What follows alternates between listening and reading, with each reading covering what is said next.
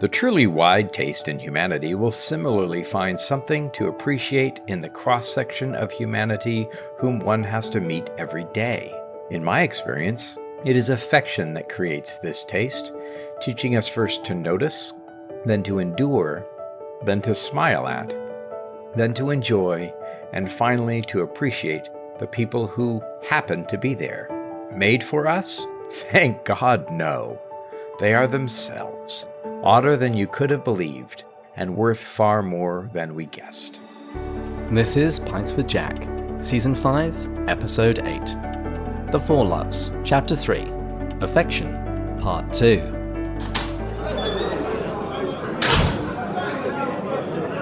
Good morning, everyone. Pints with Jack is your weekly C.S. Lewis podcast where three friends, Andrew, David, and Matt, break down and discuss the works of C.S. Lewis.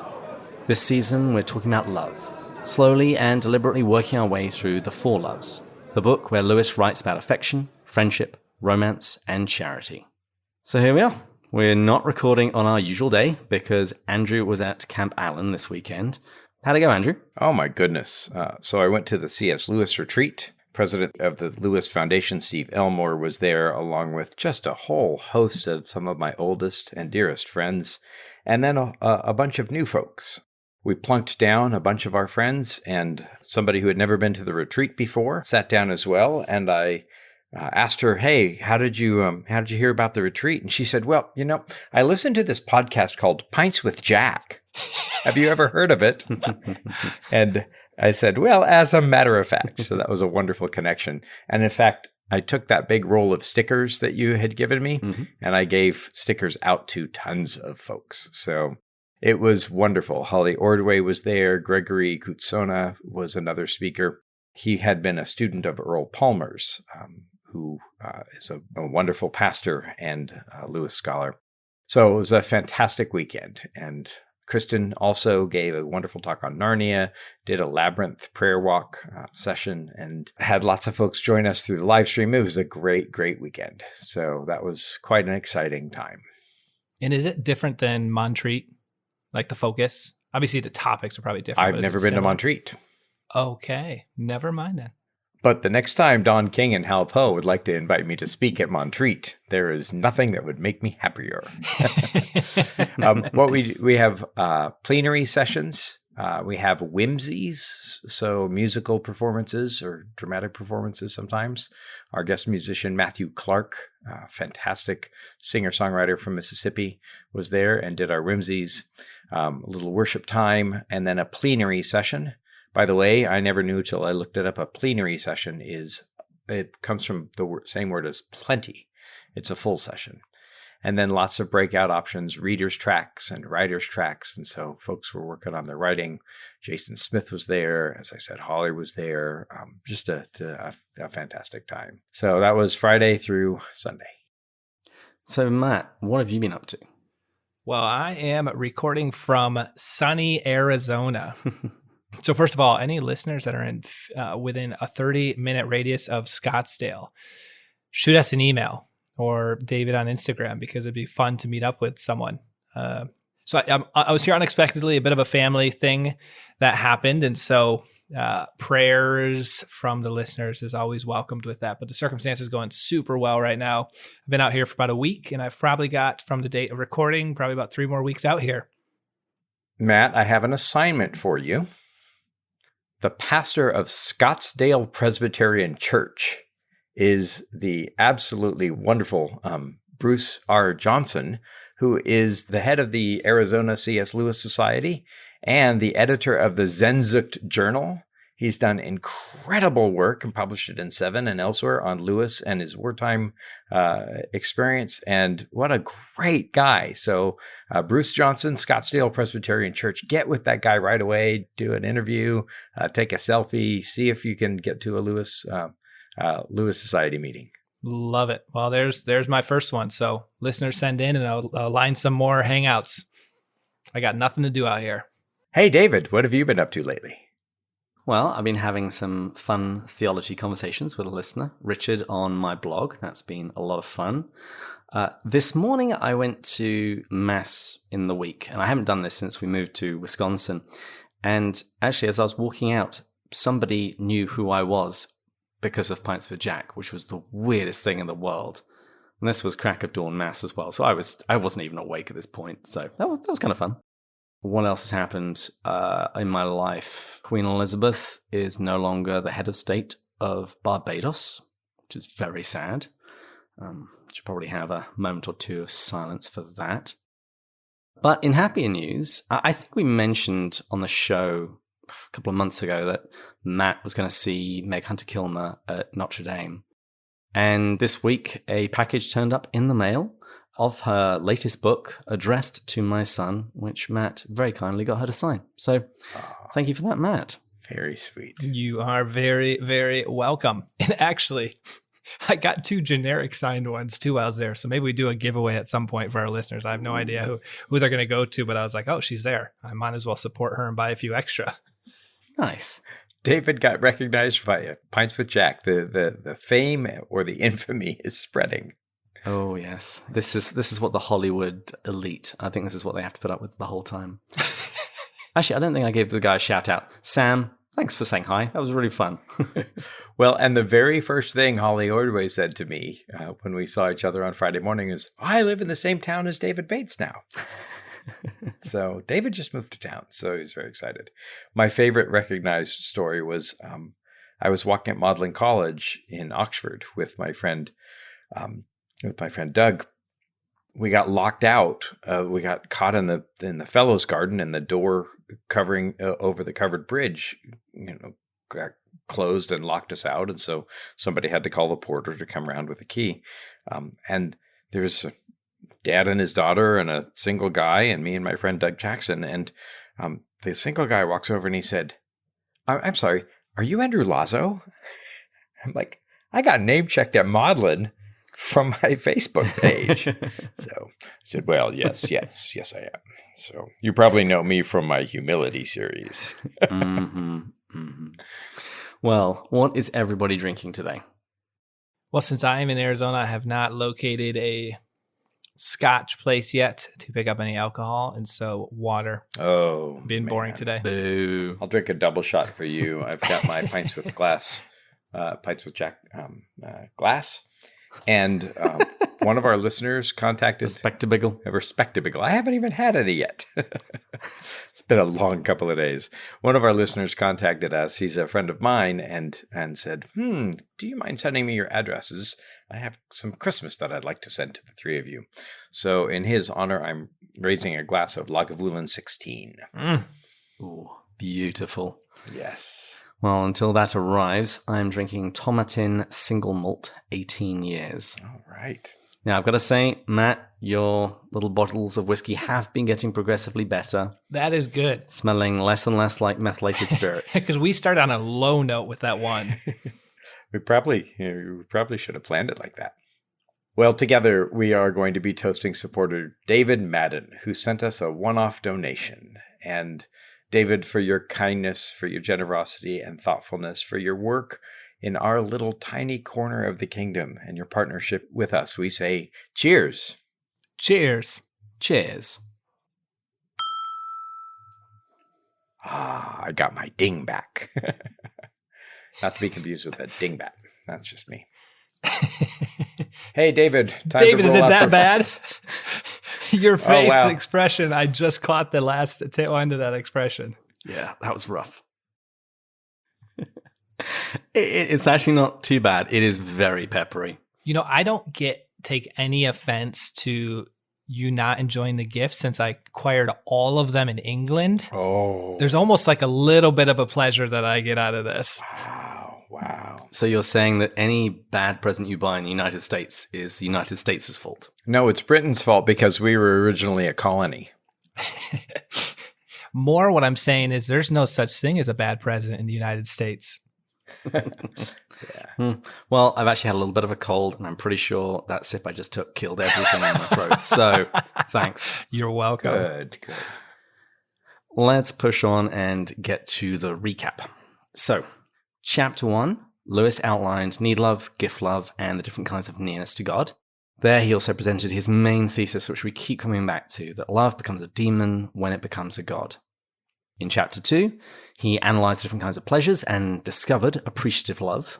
And the rest of the chapter was spent analysing the loves of two different subhuman objects, namely nature and country. Then, last week, we began chapter 3, and that was where we were introduced to affection, or storge in Greek. We were told that it can exist on its own or in combination with the other loves. It is a built-in, informal, humble, indiscriminate love, which just requires an object to be familiar. And we learnt that while it's not an appreciative love, it opens our eyes to appreciate those for whom we have affection, even if they're very different from ourselves. Anything else to add? I'm not actually going to read the quote because Andrew ended up choosing the quote that I was going to read from that, the fact of how it first notices, endures, smiles, enjoys, and finally appreciates. I thought that was just a really beautiful conclusion to last week's chapter. That really stuck out to me. I guess what I would just iterate from that is what a gift affection can be. So far, what we've learned. It is really a beautiful gift from God that can help us in circumstances of people that we would not necessarily become friends, or the erotic type of love. And so it's really a stepping stone, or it can be. But as we're going to learn today, it can also, that's a gift can be twisted, and we are going to unpack that a bit as well. There's only a couple more things I would add to that. I love the opening line of the audiobook where Lewis says, "The ugly, the stupid, even the exasperating can be its objects." And as I mentioned last week, we're going to be reading chapter 3 over the course of 3 weeks. Today is week 2, and here is my 100-word summary of the text which we'll be reading today. After previously looking at the goodness of affection, today we consider some of its dangers. Firstly, Lewis says that some people mistake affection for charity. Next, he criticizes the poets who present affection as ready-made bliss rather than an opportunity to love. He then explores the way in which some people can develop a sense of entitlement regarding affection, and how, in others, their need love can grow insatiable. After this, Jack explains the common misunderstandings concerning affection's informality, and concludes the section by explaining how affection can react badly to changes in the status quo, causing it to rebel. Well, let's jump into part 2. What have you got? So, last week we spoke exclusively about the goodness of affection, and today we're going to deal with some of its problems. And all of these problems pretty much flow from the features and the very character of affection, what it is, the very things that make it great. When they become twisted, go very, very bad. And with that in mind, before we actually get to the text, I wanted to quote a relevant section of Screwtape, which our Patreon supporter Carlotta posted on Slack last week. Screwtape writes, "Leave them to discuss whether love or patriotism are good or bad. Can't you see there's no answer? Nothing matters at all, except the tendency of a given state of mind, in given circumstances, to move a particular patient at a particular moment nearer to the enemy or nearer to us." That's so great. So in this episode, we'll be looking at the ways in which Uncle Screwtape can encourage us to distort affection. And if you recall, we said that there are both need love and gift love elements in affection. And this week, we're going to focus on the dangers of affection with regards to need love. And then next week, we'll turn and look at the dangers of gift love. I think it's worth remembering what Lewis mentions both in Mere Christianity and, as you quoted, in Screwtape, that there are good things that the devil cannot create, but he's there to twist them. And the quote in Screwtape is, if you're considering whether to make your patient an extreme pacifist or extreme patriot, either will do. All extremes are to be encouraged, except extreme devotion to the enemy. So the enemy is always trying to take the best of things and twisting them to his own purposes. And I think that Lewis probably has Screwtape kind of echoing in his ears to some degree in this chapter. Yeah, because we're all good Augustinians here. And I don't mean to jump ahead at all, but this fits so perfectly here. We're going to talk about this briefly, but it says the rivalry between all natural loves and the love of God is something a Christian dare not forget.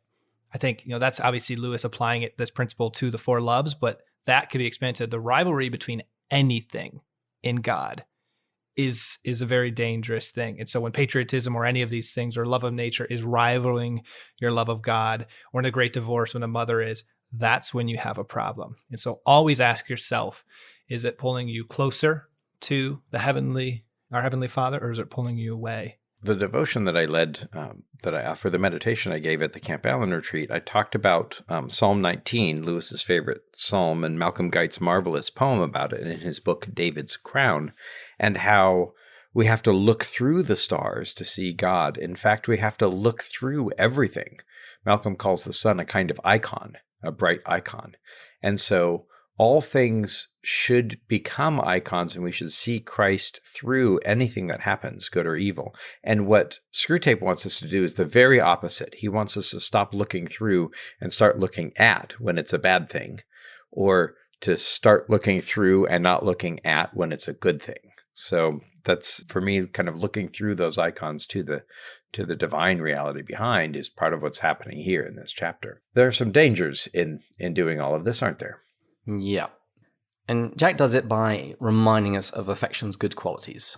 It's humble. It can love the unattractive, it overlooks faults, it recovers quickly after quarrels, and it opens us up to undiscovered goodness in those around us. And he says that this is actually a temptation. We might be led to believe that this affection is not simply one of the natural loves, but is love himself, working in our human hearts and fulfilling the law.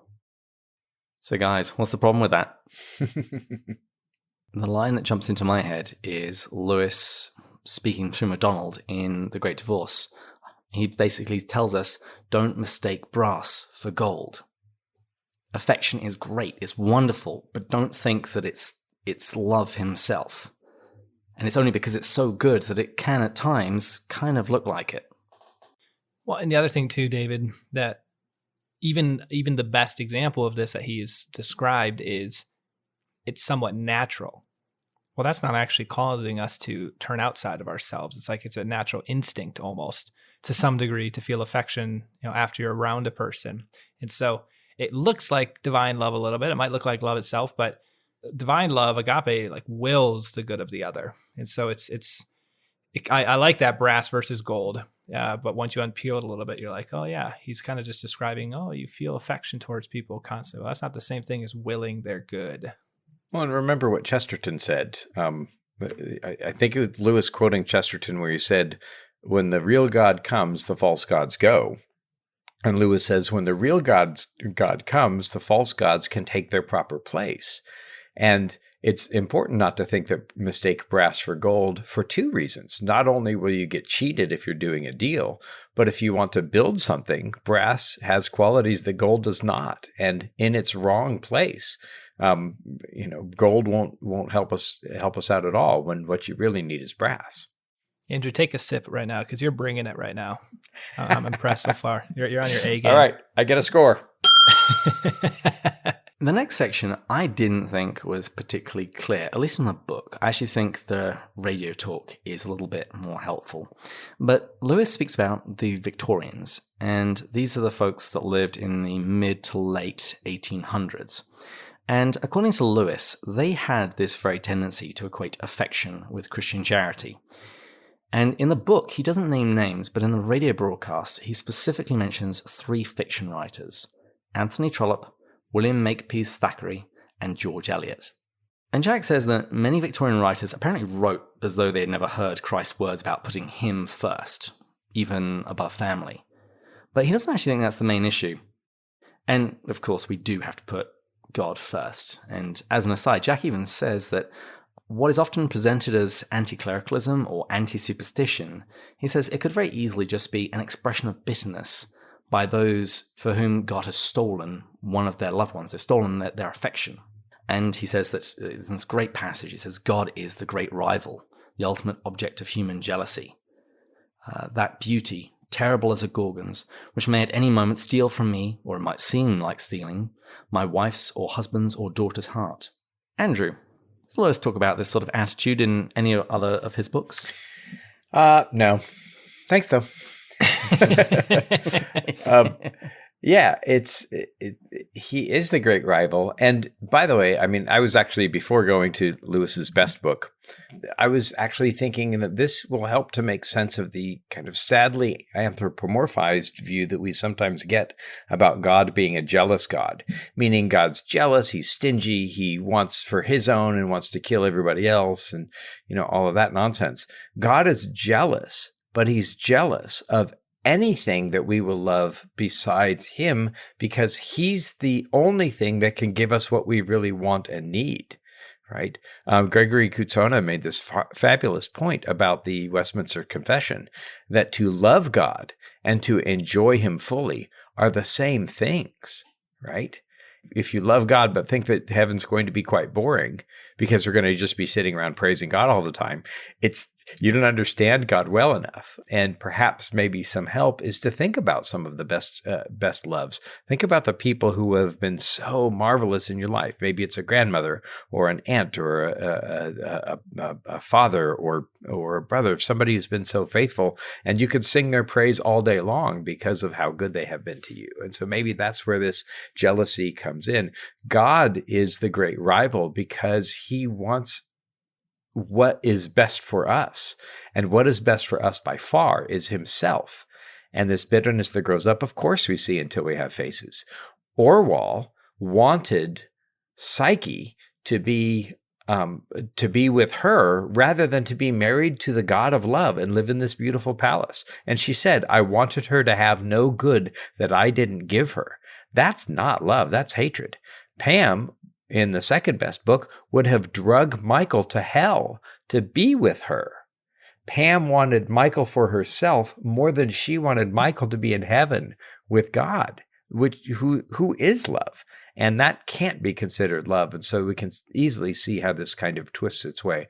You see the same kinds of affections twisting, in Screwtape Letters, where he says, work very hard on the settled, make a settled habit of irritation between the father or the mother and the son, and he wants to twist that. And part of the reason that we have fights, and I'll encourage our listeners and myself included, any of us who are going to go and be with family, let's be very aware that Screwtape really wants us to be irritated with those people with whom we are the closest. Affection is broad and wide and deep, and he wants us to have that kind of rancor. Because he can really easily get in. Let's plan in our hearts right now to forgive those little things, to smile at them. Take time for yourself. Don't mistreat yourself, but make sure that you're loving with a full heart, even those people who you know well and who know how to irritate you. The enemy would really like to crank up the holidays and really spoil the feast of Christmas. A severe mercy, anyone? Yes, absolutely. This is Sheldon Van Auken right there. When Davy gets taken from him, and he really struggles with her converting to Christianity first and falling, and he realized she loved God more than she loved him, and he wasn't on the same page with that yet, and really wrestled with that. So, little teaser, guys, we're going to be bringing that in a little bit later. Well, let's get back on track. So Lewis says that the problem with the Victorians wasn't just that they seemed to ignore the rivalry of God for our affections. So the question is, what is he getting at? And after he's questioned how happy were these Victorian homes, he asks, were the unhappy ones, were they the result of an absence of affection? And he says no, it's actually because of affection. And this seems to be his main point in this section. So guys, what is it about affection that can actually make a home an unhappy one? It goes back to the hard work that we did in the beginning of this whole book, the need love part of it, when we talked about how need love in its most demonic form can be all-consuming.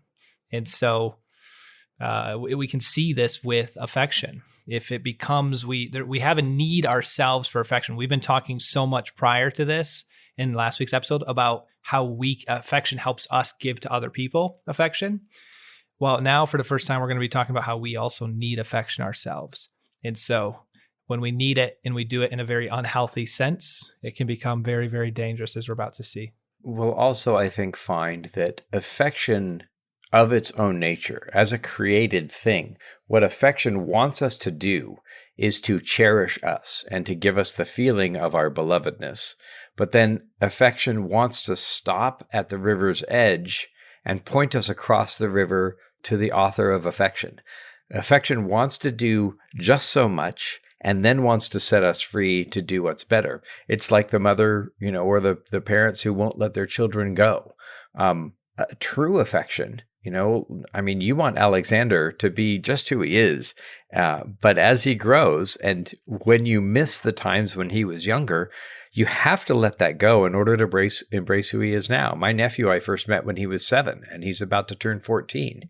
And if I love the 14-year-old or the 7-year-old Timmy and miss the 7-year-old Timmy and miss out on loving the 14-year-old Timmy, that's not really love. Or it's love, but it's not love for him. It's love for myself. It's love for what I had with Timmy back then, when what Timmy has to offer me may be something completely different right now. And so it's letting it set its boundaries and set its limits, and then treating it for what it is, not what I want it to be.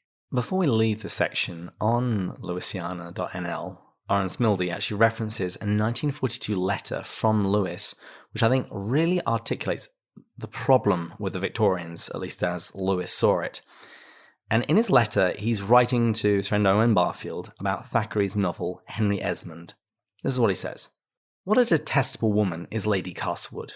And yet I believe Thackeray means us to like her on the ground that all her actions spring from love.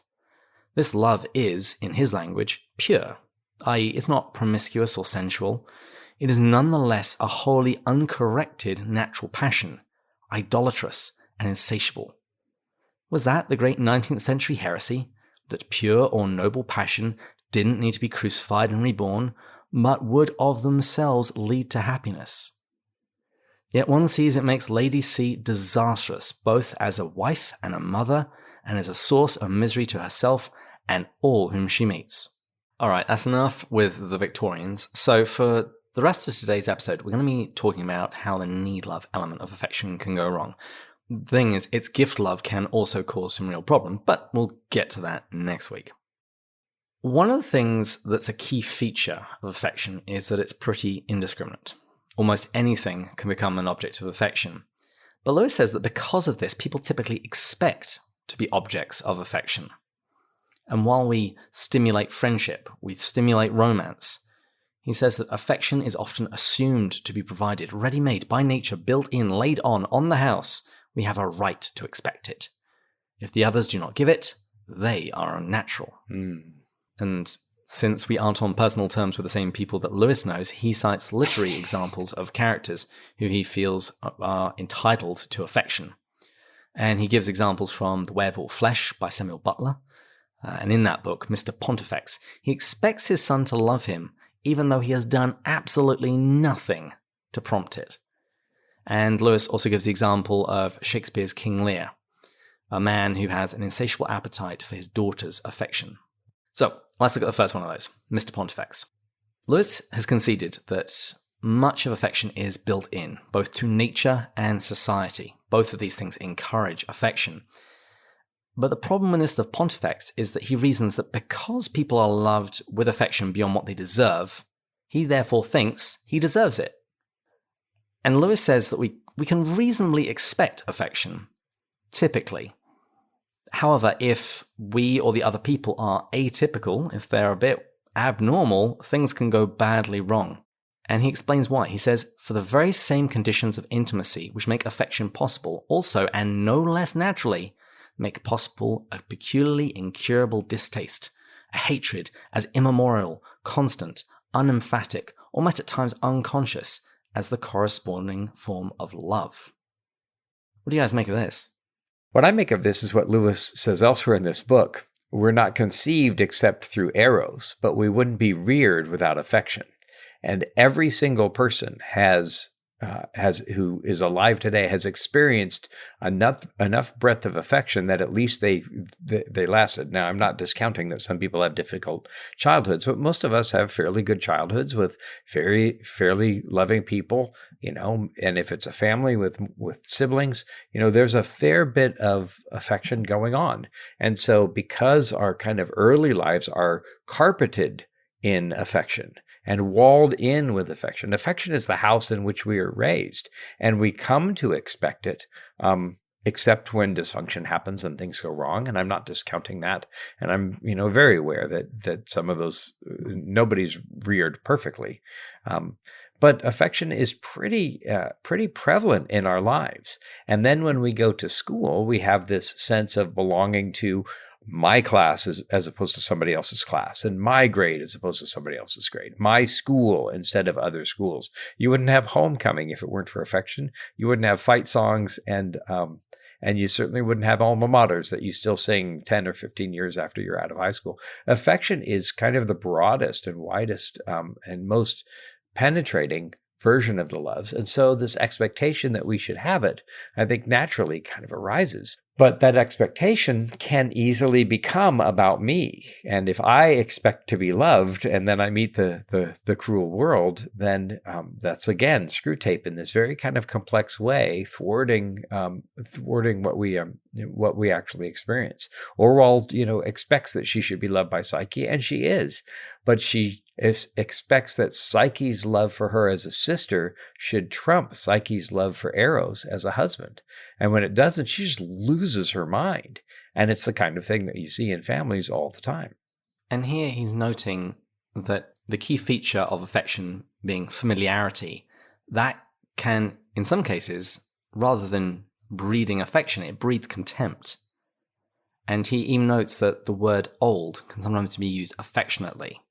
Oh, it's old Joe, it's something affectionate, but it can also be used he describes it as a term of wearied longing, at his old tricks, in his old way, the same old thing. Mm-hmm. And just like affection, we don't notice when that starts developing. It's the same with this sort of hatred as well.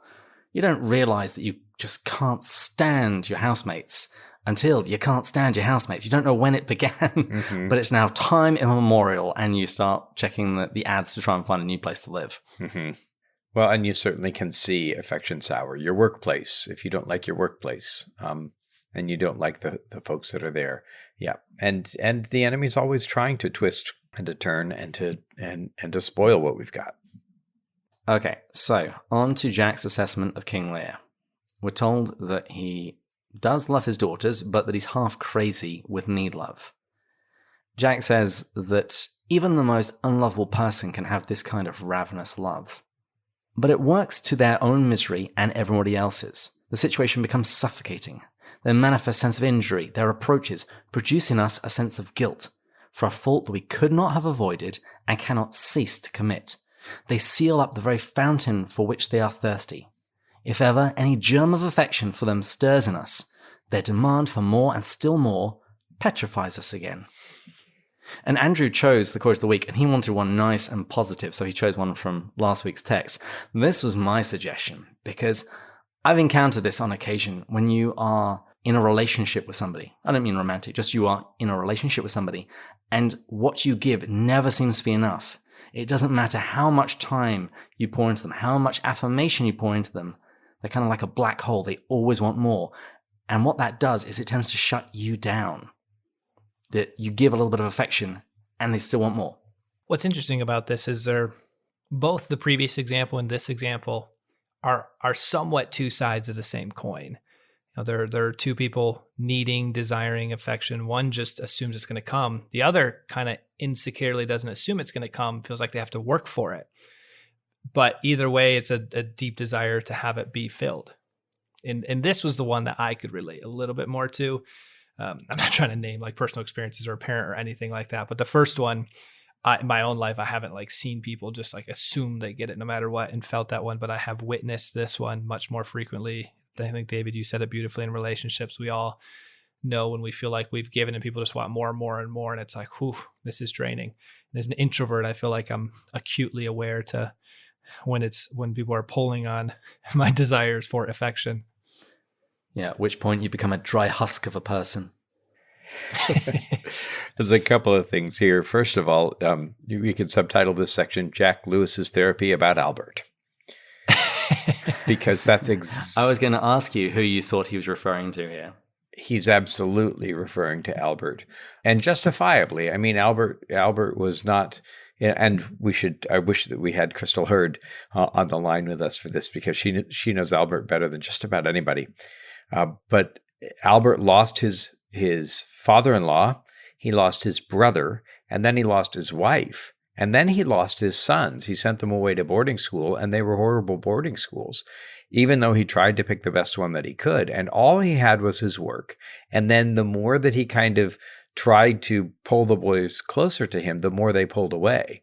And some of what he did, I think, was very inappropriate. I mean, he would go through Jack's pockets and read his mail, which is part of why Lewis started getting Mrs. Moore's letters delivered across the street at Arthur Greaves' house. The boys wanted cold lunch at 1, and Albert insisted on a hot luncheon at 2:30. And he just and demanded that they come and walk with him. And of course, being young men, teenagers, whatever, they kind of pulled away from that. Lewis later grew to regret this, but I think that Lewis's regret about how abominably he treated his father, while justifiable and valid, and certainly good repentance, his father treated him abominably too. This idea, though, that we can't ever get enough love from somebody reminds me of a marvelous song by the singer-songwriter David Wilcox, who, with Pierce Pettis, wrote a song about Narnia called "In the Lion's Eye." But David has another song that says, "You cannot make me happy. That's a money-back guarantee, but you can pour yourself out till I'm empty, trying to be just who I'd want you to be. We cannot trade empty for empty. We must go to the waterfall, for there's a break in the cup that holds love inside us all." And so there's another plug for the waterfall and the great divorce. But we will run out. Our natural affections will naturally run out, and they need to be replenished by God. And this is, I think, part of what Lewis is grappling with here.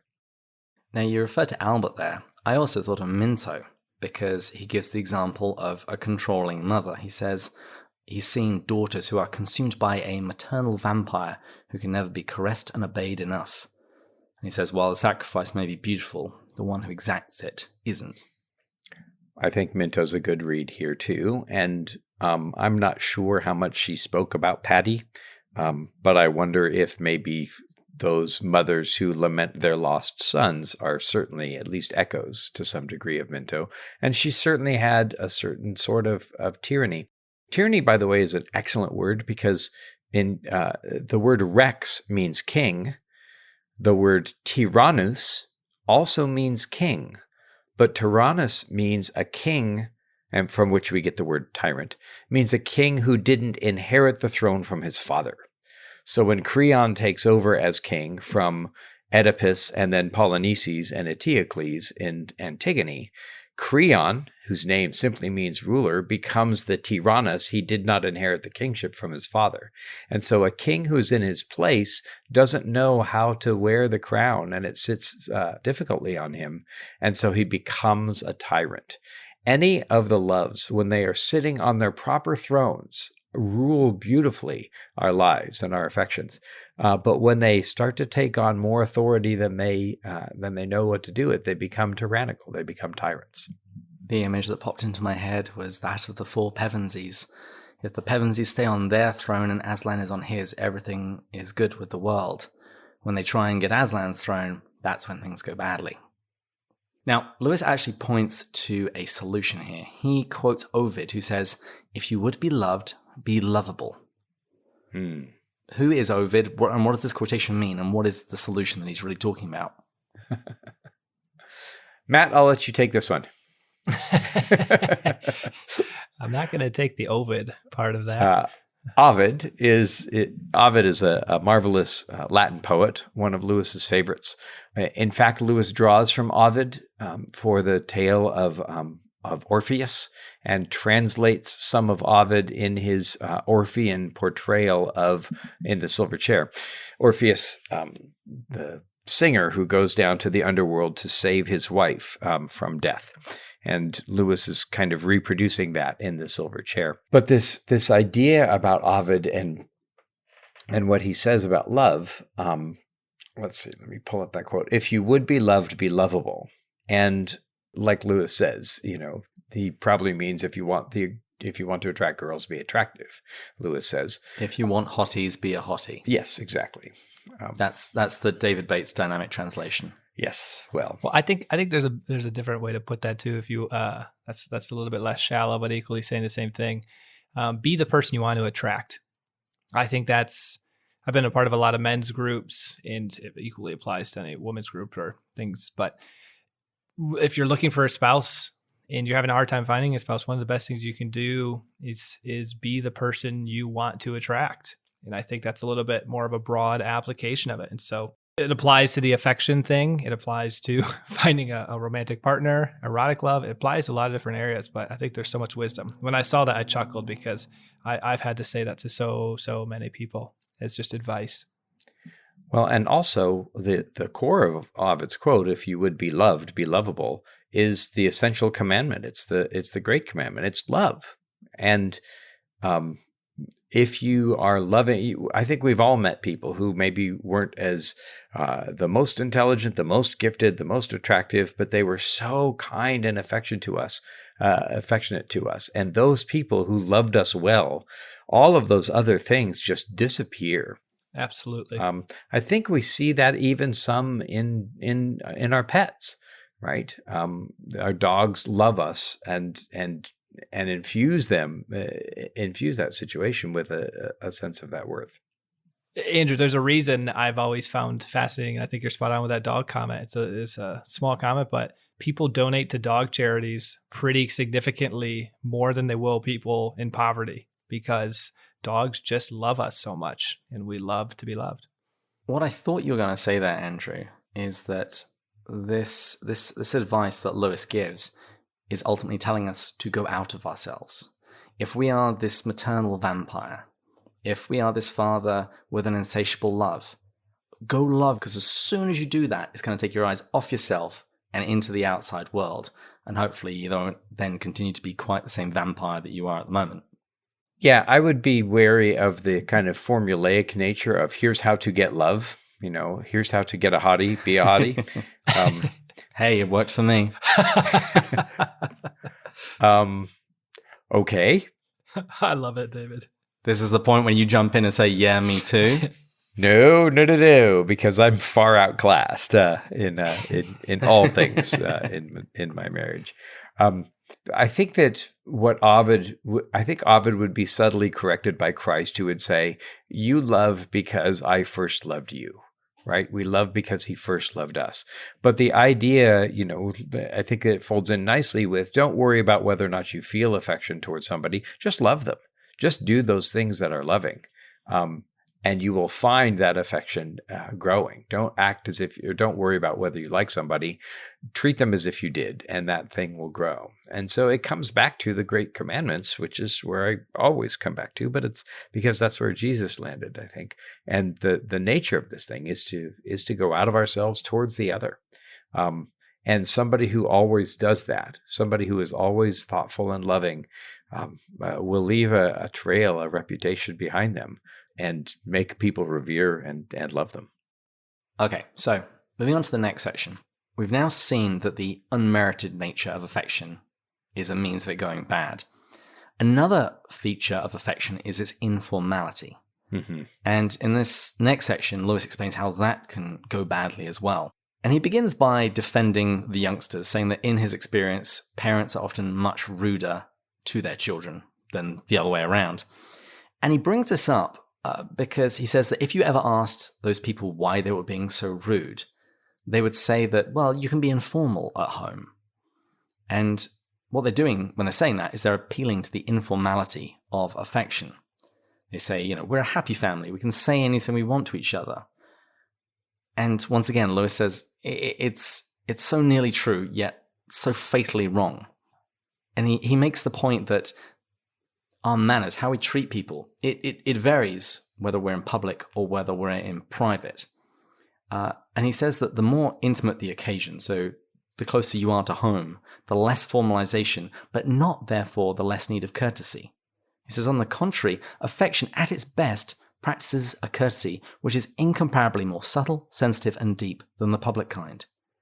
He says that in public a ritual will do, At home, you must have the reality which that ritual expressed, or else the deafening triumphs of the greatest egotist present. And Jack's point is that, at its best, affection can say whatever it wants, but it can only do this because affection doesn't wish to wound or humiliate or domineer. And it's only when you have that you can say kind of rude things to each other. And he gives the example of calling your wife a pig because she scarfed both your cocktail and hers, which I am personally convinced must have happened between him and Joy at some point. But he gives the other example of shouting down your father when he's repeating the same story yet again. And he says, if you've got affection, you may tease and hoax and banter. You can do anything in the right tone at the right moment. The tone and moment which are not intended to and will not hurt. Mm. And as we're growing in affection with people, very often we have to calibrate what that looks like. I mean, we haven't got to Eros yet, but certainly in my early days with Marie, she needed to understand that when I teased, it was because I thought she was kind of cute, and I haven't really ever got beyond pulling girls' pigtails. I think the key thing that right after this, that really sums this up, because I was actually thinking of one of my closest friends, but he says, he arrogates to himself the beautiful liberties which only the fullest affection has a right to or knows how to manage. So the key word there is the fullest of affection, like that purity of affection. Now, I have a friend who, if I think back to my entire history with this person, I have never once taken offense to what they've said to me. I know with the utmost certainty that it is a pure affection. They can make complete fun of me. Zero shame. No hurts, no wounds. I know there is the deepest of love and affection there. And so this section really made me think about some of my people that have done this for me. And it's such a gift. It's one of the most therapeutic healing gifts when you have those people in your life. And it is really beautiful. But I think he's spot on. You never take advantage of that person. You never take for granted. The key is I know that person is constantly willing my best good. And it's so simplistic that somebody can see that happening in an affectionate relationship and assume that that is what affection is. Lewis says, he knows that affection takes liberties. He is taking liberties. Therefore, he concludes he's being affectionate. I think that you see this kind of example of how affection can really begin to be used as a weapon. This may not be an example that appeals to everybody or that everybody's familiar with, but I can't help but think about that Office episode where Andy Bernard is trying to get on Dwight Schrute's nerves, Dwight is trying to get on Andy's nerves. So Dwight begins to wear all of the Cornell gear and sing the Cornell fight song. So good. And the love that Andy has for Cornell is exactly affection storge. That's the only love that one can have for one's school. And Dwight is almost like the accuser. I mean, he's playing this kind of Satan role where he's poking and poking and poking at his affection. In the same way, those with whom we are, those that we know well enough, and the part of the reason that Dwight can do that with Andy, and if this, once again, forgive me, listeners, if the Office isn't your thing. We'll pray for you. Part of the reason that works is because Andy and Dwight know each other well enough through the affection built up with loving the same office that you know how to hurt. And so sometimes that's why the wounds of affection can go so deep, is because those people have known us all of our lives and they know where those weak spots are. So we love because he first loved us, but sometimes the opposite can be true in our families and our affection centers. We hate because we know where the buttons are. Yes. Well, in the final section, which we're going to look at today, Lewis talks about the jealousy which affection can evoke. And he says we all know how jealousy can arise with, say, romantic love.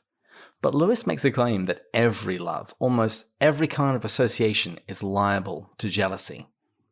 He says it creeps into affection via yet another of affection's features. It loves the familiar, even if undeserving. Therefore, we don't want things to change, even if they're getting better. Change is the threat to affection. And he gives the example of some siblings who have a long shared history together, but are driven apart when one of them develops a new interest. And he says it doesn't even really matter what that interest is, whether it's science, music, or religion. The point is that they can no longer share everything together and one of them is left behind. And the reaction that it generates in the one that's left behind is to describe this new interest as silly nonsense, childish, or saying that the other person is a deserter or putting on a show or swanking. It's all affectation. And the key element in all of this is change. It doesn't matter if you're falling from the family ethos or you're rising above it. It doesn't matter. You could be converting to Christianity or from Christianity. In either case, a family's reaction can be pretty savage. The point is that there is a change, and Lewis says that affection is in one sense the most animal of the loves, and it is proportionately fierce. I think there's so much wisdom in this section. Out of all of them, this one related to quite a bit too. I've experienced it and I've witnessed it. I remember here's one very specific example, and it wasn't like deeply tragic because I'm still really good friends with a lot of these people. But when I went to India in college, I was much more secular. It was more of an intellectual exploration of Christ. And when I went to India, I had kept a blog and a bunch of my friends were following it and spoke of a lot of God's beauty and goodness that I was seeing there. And what my closest friend actually then later said to me, a couple of us were chatting once over drinks. And it's like, is Matt going to be the same person when he comes back? Is he still going to be friends with us? Is he still going to want to be friends? It wasn't like a full-blown jealousy, but I was starting to change. They were starting to see it, and they were wondering if the same dynamics were going to be at play. And I've also seen the exact example he gave of a person converting in faith and the family not liking the denomination they converted to and essentially cutting them off. And it's like, this is a real thing. I think that's totally true. And I think and this is why I love this book. This is why this book helps me so much. When I've seen my friendships change over the years, sometimes we have those friendships for someone that we loved the same thing. I grew up playing, board games with one friend, and then I stopped playing those board games, even though they continued. And that shared interest, which is the basis of friendship or philia, which we'll talk about in a few weeks, that shifted. And so then all we had left was not philia, but just affection, having attended the same junior high school together or whatever it was. And that can only rub along so far. They say that familiarity breeds contempt.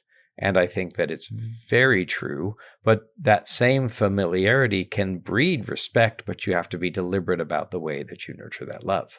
I think this also explains why there are often issues when people go back for high school reunions. How the gas of affection very often doesn't get you that far, because so much has changed since you were in each other's lives. No, without question. And another way that you see this working out is when he talks about the complaint, there's something new in your life, we'll see this come up again. And Lewis talks about it in a letter to Clyde Kilby. When Psyche has all of her old affection for Orwell, but also has Eros, literally has Eros, goes and marries Eros. Psyche Orwell can't stand that there are two loves, even though all the love that Psyche has is, for her is still there. And in fact, in some ways, she can do more things now for her because she's the wife of a god. In some ways, her storge is growing. But because of this kind of overweening jealousy and this sense, remember that pride isn't about having things, it's having more than somebody else. And so to see, I think, Orwell's growing jealousy of Psyche is because Psyche has things that she will never have, or she thinks that she'll never have, romantic love. So you see this kind of welling up, this new thing that's in your life. I think here you see a real echo of Minto, right? Because you don't see this jealousy between Albert and his kids. Maybe some jealousy about the closeness that Warnie and Jack had, but not really pronouncedly. But I think that when Lewis converts, Minto's like, oh, well, now you're so much better than we are. We don't know that conversation happened, but I think Lewis knows this so well because he experienced it at home. Well, today's section ends by preparing us for what we're going to be focusing on next week. Lewis says, all these perversions of affection are mainly connected with affection as a need love, but affection as a gift love has its perversions too.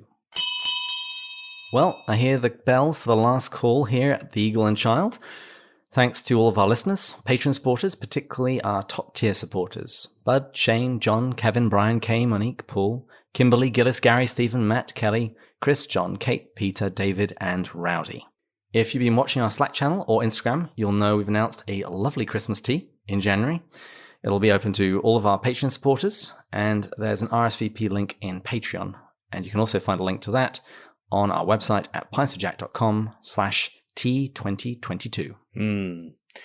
And I just want to make a special note, speaking of affection, at the end of this episode, we're recording on December 7th. And it's not lost upon me. In fact, I think it's been saddening me all day that today marks the 1-year anniversary of the death of Walter Hooper. And we have all benefited so greatly from his great friendship with Lewis. And I think that affection, when you have known somebody for a while, is part of what makes us miss them more. But take heart. I think that missing somebody is a way of certainly loving them and praying for them. Over the Rhine says, and I think they borrow it from somewhere, that grief is love without a place to go. But we know where Walter is, and I pray blessings upon him on the anniversary of his passing to glory. Well, for more serious thoughts and for more joy and enthusiasm, I promise you it lightens up next week. Please join us next time when we'll be going further up and further in. Cheers. Cheers. Cheers.